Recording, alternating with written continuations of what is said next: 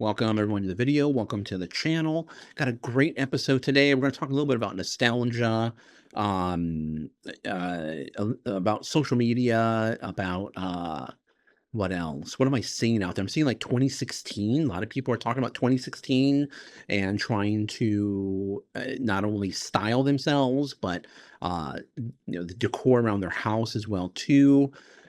Seeing a new term come up called trad wife. We'll talk about that. And, um, so I am on social media. I'm here on social media. I have other social media channels that are not associated with the topics that I bring up here. And so, yeah, I know I talk about how social media is kind of taking over the world, but I'm really immersed in it. It doesn't necessarily, it does guide like what I do as far as the material I create, because I'm out there looking for things, what's going on, what's trending, and adapting my content to suit what's going on right now. Because you don't want to stay, you don't want to do what you did last year, because what you did last year might not be relevant now. And social media is a great avenue to not only just express yourself, but also to earn a living here on social media. And so I'm always on social media. Now, does that mean, I've talked about this in the past. Does that mean I'm doom scrolling? Or no, I'm not. I do look through, I flip through. TikTok is one that I really, I don't know. I don't really like it. I'll look through it because I do post stuff on TikTok uh, for my other channels, but it's not something that I particularly like, or uh, I can just sit there and look through. Instagram, I definitely can, but there is a limit to how much attention I pay to it because yeah, I don't know. I'm not a doom scroller. I like watching long form videos. I like watching long podcasts. I don't necessarily like the quick 30 seconds, 1 minute, 2 minutes, 3 minutes maybe is okay. But I generally like longer formats. I like to sit down and watch and or work and listen to something as well. So uh, but that's just a little bit of that. I was thinking of doing a video. I have it kind of outlined, but it's not quite really where I want it. And it's more about what I believe, how I believe, and it's just going to be a small portion, but I don't, it's not quite right just yet. So I definitely want to get that right. At least to me, I want to get it right. So that's why I kind of went in this angle a little bit here. And let's see, let me know what you think of the video. Let me know what you think of the content. We're still going to hit on all the same things that we typically hit on this channel, all the same points that we hit. And I think that's all of the intro. Let's go ahead and jump right into the video. And first, so first, I've seen a lot of 2016 people wanting to dress like 2016, design like 2016, and the other thing I'm seeing too is trad wife, or it's short for traditional wife. And what is a traditional wife? Well, we're going to discuss that in this video. So it's just something that I've been noticing a lot lately, on social media, and social media drives a lot. People seem to wanna go back. They wanna go back to the '80s, back to the '90s, 2000s, back mid-century modern, and 2016 is becoming that new nostalgic period that people are looking back at. I'm having a uh, little nightcap here, a little whiskey, a little bourbon, um, and I definitely get it. I get the wanting to go back, wanting to look back, the nostalgia, because I'm probably one of the easiest people in the world to sell nostalgia to. I collect things. Back during the pandemic, I sold a lot of my collection. I had a lot of things in my a lot of Star Wars stuff, sci-fi things, and I sold it all. It was all brand new carded stuff, things that I'm like, don't touch it, don't touch it, don't let dust get on it, clean it up. But now I collect just things from my childhood. The music. I hear music and it takes me right back to a certain point in my life. Music was very big in my household. We were, like I've said before, we were Christian, and music, and going to church is kind of hand in hand. My mom was actually in a band, pretty semi-famous band, I guess. A lot of in the southern parts of the states.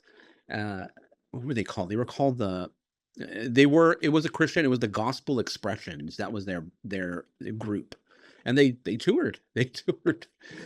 So I could hear music, and music was it takes me right back to points in my childhood. There are a certain smell, like perfumes or colognes, a smell that could take me right back. I just recently I forgot where we were at, we were in a store, and I suddenly got hit with this scent that took me straight back to my Uncle Nene's house, and this house was think red velvet walls. It was my Uncle Nene's house, and I love going there because I love just, like, running my hands along the walls. But all these little things just take me straight back. Products I remember seeing in my grandmother's bathroom when I was a kid, a lot of Avon, things I probably never thought twice about back then. When I was a kid, I never thought of those things. I didn't matter to me. But if I smell something similar today, it takes me straight back there. And for a second, everything just for that moment, everything really feels a lot simpler. But I've been thinking about that word, about simpler. Was the world actually simpler back then when I grew up in the 80s, 90s, or 2000s? Or was my life simpler simply because I was a kid? I wasn't thinking about bills. I wasn't worried about work. I was worried about school. I wasn't paying attention to i- things happening around the world. The adults around me probably had plenty of the problems I have now, plenty of problems, bills, cars breaking down. I just didn't know about it back then, or I really didn't pay attention to it back then. So sometimes when we say we miss the past, maybe what we really miss is how we felt in the past. And I think that matters because nostalgia seems to be changing a little bit. It's not just old music anymore, not just toys, clothes, or video games. People seem to get nostalgic for an entire way of living. I'm seeing a lot of these images online lately. A lot of images are coming through my feed with AI generated scenes from back then. Right now, what it's all about fall right now. A lot of fall, a lot of traditional looking, when I was a kid, traditional looking fall kitchens. And you've probably seen a lot of this stuff as well. A house that looks like it came out of the 70s and 80s with the warm lighting, lots of wood furniture, television, the traditional looking, old school looking television, tube television. The kids, with kids just coming home from school, I watched this one, which is it's kind of geared towards those people that like Halloween. It's like Little Ghosts or something like that. It's a little animation. It's on Instagram. I don't know if it's anywhere else, but it's kinda got this really traditional 70s, 80s looking home, and there's, like, little ghosts are the actual family, and then they have, like, a larger ghost, which is, like, the mom or the dad. The mom's making dinner, or the dad comes home from work. Um, but a lot of these videos, though, everyone sits at a table together. They're getting ready to have dinner. No phones, no scrolling. Maybe the little old school TV is on. There's no email, social media. Everybody's just there in the moment, enjoying it. And I admitted those images look incredibly peaceful. Even the ones that are incredibly animated just gives me a sense of peace and calm. There's something about them that just makes you want to just step right inside to that world. But then think about how strange that, this actually is. We're using artificial intelligence, one of the newest technologies on the block, to make these pictures of a time before technology even existed. We are using the future to fantasize about our past. And I don't think that's an accident. For a long time, the message in society was very much about independence. Uh, just what, 5, 6, 7 years ago, independence, building your career, building your own life, trying to figure out who you are. Don't let anybody tell you who you're supposed to be. And I'm not just talking about, women here, because there was a big movement for women to be more independent, build your own career, don't settle down, don't get. I'm not saying none of this is wrong. I'm not saying that that is wrong, or I'm not saying a traditional life is wrong, or independence is wrong, or anything like that. I'm very much into ensuring people have the freedom to choose whatever they want to do. So I'm not just talking about women. I'm not just talking about men. We see a big push for masculinity, which I really don't agree with either. Men, so men and women who are getting the same message. Children, men, boys, girls, all getting the same message. Make money, build your career, chase your goals, become successful, and be independent. And there were a lot of positive things that came from that. People were able to step outside of roles that they may have been that may have been chosen for them before they were even old enough to understand what those roles really meant. But now I feel like the pendulum is starting to swing. It's starting to swing, it's starting to go back, starting to swing back. We're seeing more people talking about traditional relationships again. Like I said, more traditional masculinity, more traditional femininity. Femininity? Did I say that right? Kind of sounds like an enemy. Oh, I'm gonna mix it up. The whole, trad wife or traditional wife, the traditional life that we used to see back in the day, where the husband works, the wife stays home, the kids come home from school, everybody eats dinner together. I don't think there's anything wrong with that kind of life. I said that, there's nothing wrong. If that's what you want to strive for, then do it. Go ahead. If you want to pursue a career, then go ahead. The freedom of choice. I believe in the freedom of having choice to do whatever you want to do. No one holding you back. No one forcing you down a certain path. No one guiding's okay, but not turning that guidance into control. If two people decide that is what works for their family and they're both genuinely happy with that, then great. That's perfect. If both parents want to work, that's perfect too. The part that interests me though is how we get to that decision, because there's a big difference between choosing a traditional life and simply following a traditional life because it's what you were taught or what you were supposed to do. Think of church. That's where religion becomes a part of this conversation. That's where it enters into this. A lot of religions don't just tell you to believe in God, believe about God, accept Jesus Christ as your Lord and Savior. They also give you a picture of what a family should look like, the structure of the family. They tell you what a husband should do, what the wife should be. They tell you who leads. They tell you who then has to follow. And if you grow up hearing that from the time you're a little kid, like I did, then eventually it doesn't feel like something somebody had taught you. It just feels like it's normal. It feels like it's simply how life works. How, like, once I grow up, this is how it's gonna be. That's where identity gets complicated because we like to believe that we completely create ourselves, but we don't. We absorb a lot. We absorb things from our parents, religion, culture, from the people around us. And now we absorb an incredible amount from social media now. That's what makes the traditional lifestyle trend so interesting to me. Someone could be sitting there thinking they're rejecting modern society. They're going back to something more authentic, something that's very more traditional.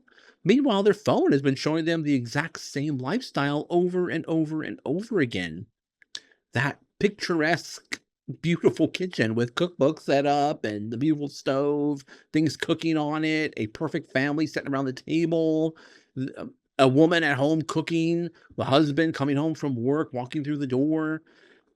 How many sitcoms am I describing here back in the day, back in the 80s and 90s and before that?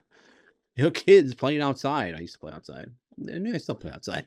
And after seeing that long enough, of course, it starts to look very appealing. Maybe it really is the life you want. But I think it's worth understanding why. Why do you want that? Because control doesn't always look like somebody is forcing you to do something. Sometimes control is very, very quiet. I've brought this up on many times. Sometimes it's being shown an identity so often that eventually you start believing the idea then came from you.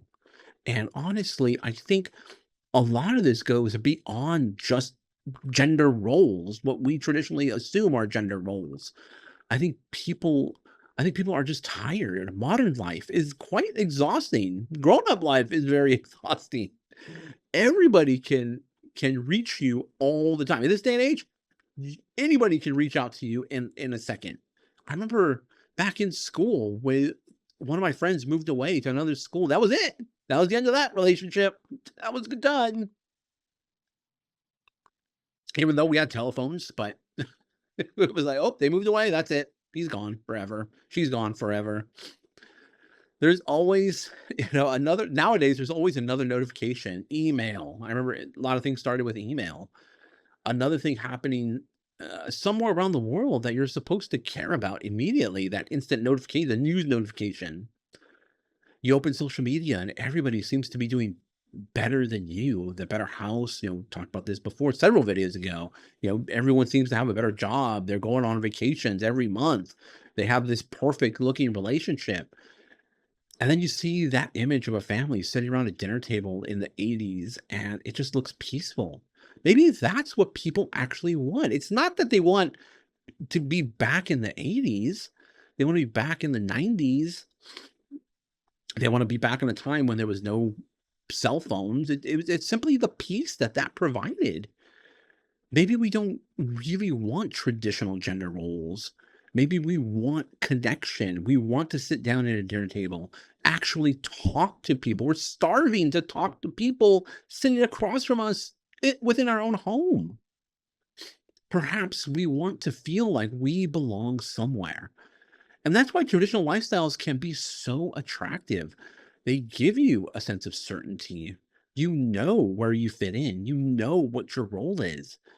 And when everything around you feels uncertain, there's something very comforting and about someone that's handing you a role and saying, this is who you are. But that comfort can become the trap. If the role is already written for you, then you never really have to figure out whether it actually fits you. And that applies in both directions. You can be controlled by the old message that says you have to live a traditional life. You can also be controlled by the modern message that says you have to be completely independent. You have to build something incredible, build this large, incredible career, or prove that you don't need anybody else. Both can become identities someone else hands to you. So you don't so I don't think the answer is that we need to go backwards. I don't think everything modern is automatically better either. Maybe we just need to be better at figuring out what we actually miss. What do we miss? Because maybe we do want that dinner table back. I know I like the idea of everyone sitting around the dinner table and having all, meals right in the center, everybody serving themselves. That definitely feels good, especially around Thanksgiving, around holidays. But we don't have to bring back every expectation that if that came with that. You could sit around the dinner table and it doesn't matter who actually cooked the food or whether you even made the food. You may have ordered it, door dashed it. Maybe one parent does stay home. Maybe both work. Maybe the roles are reversed. Maybe the dad cooks. I cook a lot. Maybe the mom makes the more money. Who cares? I know a lot of male people that really care about that. They really care about being the one that makes the most money. Why? Why does that bother you so much? Why do you eh, make that or why does that get you depressed? That's not the that's not really the important part. The important part is that everyone is there. Everyone is there. Everyone is enjoying each other's company. Phones are put down. People are actually talking to each other. Maybe that's what we're looking for when we are looking backwards. It's not the past itself, just some of the things we lost simply along the way. And I think that's the real danger with nostalgia. It can make us believe everything behind us was better because memory has a way of showing us just the parts that we loved. So I keep enjoying it. I keep looking for things that take me straight back. I'm still collecting. I'm never gonna stop collecting. I've been a collector of all kinds of things, but now, right now, it's nostalgia. Things I remember when I was a kid, things I remember getting at Christmas, toys I remember getting at Christmas. I keep listening to music that takes me straight back. I'm stuck in that 80s, 90s country period right now. I keep enjoying those smells that somehow transport me back to when I was a kid. Nothing wrong with remembering where you came from, but remembering the past and letting the past decide who you are today are two very different things. And when it comes to how you live your life now, I think the most important thing is just making sure you're actually the one that's choosing it. It's not your family, it's not your parents, it's not your religion or the culture or where you grew up, what country you grew up in. Nowadays, it's not the algorithm that figured out exactly the kind of life that presents it's presenting to you on the screen, because the most effective form of control might not be forcing someone to live a certain way. It may be convincing them. It's convincing them that the choice has been yours all along. So let me know what you think of the episode. Let me know what you think of what I talk about here about nostalgia. Is it really, really that you want to go back to that, or you enjoy the sitting around a table talking with people, the engagement? I think we are starved for that in our lives. We're constantly trying to AI things like, what's wrong with me? What's going on with this? Why do I not feel this way? Because you're starving yourself because you're asking that question on your phone. You're on your phone all the time. And I know our phones are becoming more and more a part of our lives. Sometimes that's all I walk out with now, which is incredibly convenient. And I've talked about convenience before. It's incredibly convenient just to walk out with my phone and not need anything else. So, just things to think about, and, we don't have to completely reject technology, we don't have to reject AI, we just need to learn how to integrate it in a healthy way to our lives, so that way we still crave human connection, we need that connection, we need it. We also need loneliness too. And maybe I'll get into that in another video, but we do need loneliness, or I shouldn't say loneliness, I should say more alone time. We definitely need alone time, but we also need connection. We are human after all. Thanks for watching. Hope you enjoyed it, and see you in the next one.